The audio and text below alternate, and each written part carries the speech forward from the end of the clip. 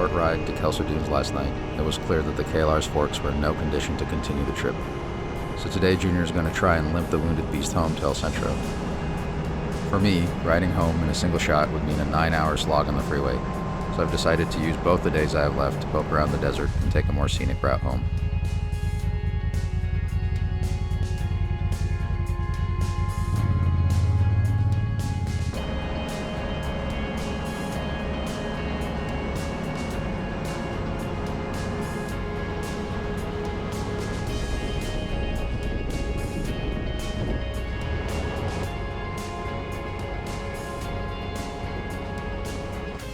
We part ways at Amboy, a little roadside ghost town along the historic Route 66, about a mile from the Amboy crater, which we hiked at the start of the trip.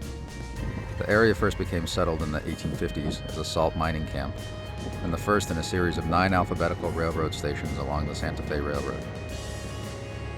By 1926, the town rose to prominence, at least by desert standards, as a key stop along Route 66, providing respite to travelers on their way through the desolate desert from Needles to Barstow.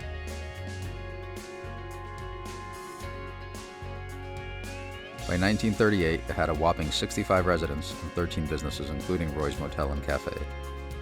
But with the opening of Highway 40 in 1973, Amboy rapidly withered away, as did hundreds of other towns along Route 66.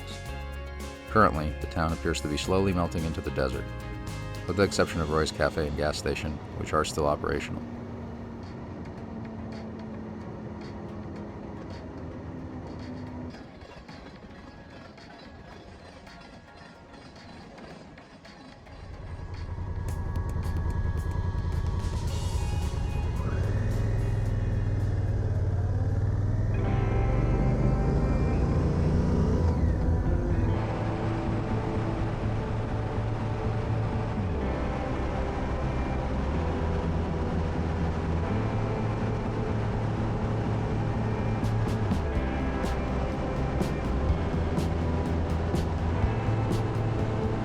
Passing through Ludlow, I stopped at the turnoff for Broadwell Lake.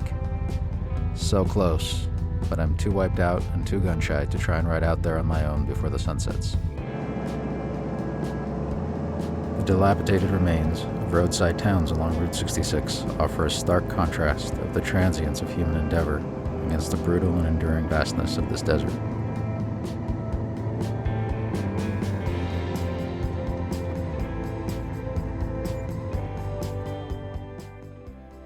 I've ridden past the Mojave airplane storage facility many times. You can see the hundreds of parked jets from the freeway. Having some time on my hands today, I decided to try and get a better look.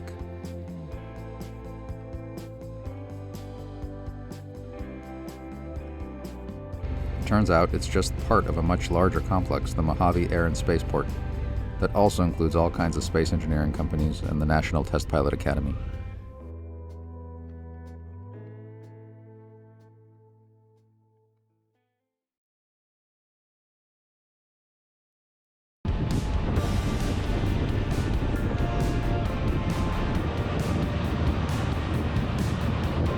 Getting ready to head down the Tehachapi grade to the Central Valley, and things are looking ominous. It's bitterly cold and very windy. And now it's snowing. Even with the heated grips at full blast, my fingers are getting pretty numb.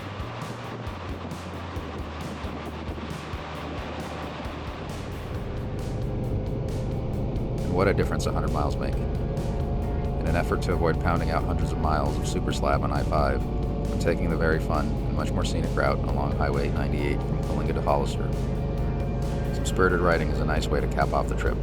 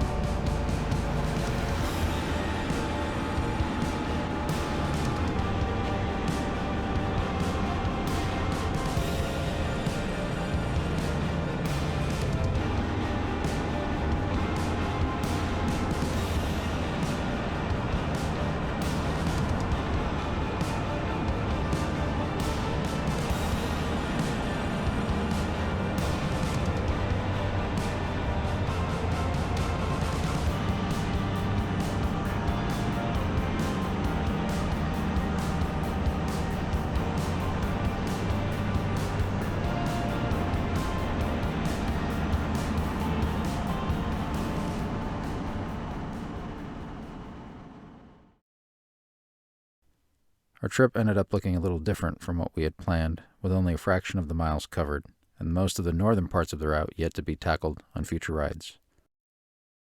Rider limitations, challenging weather, and mechanical issues conspired against our ambitious plan. The bike took a beating, but I must say that the crash bars did their job, and most of the damage was cosmetic.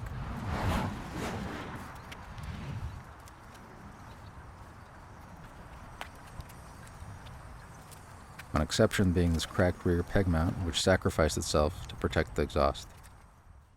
My CD Adventure boots did a somewhat poor job, allowing for repetitive hits from the pegs to my shin. I'll have to look into some more beefy leg protection for the next ride.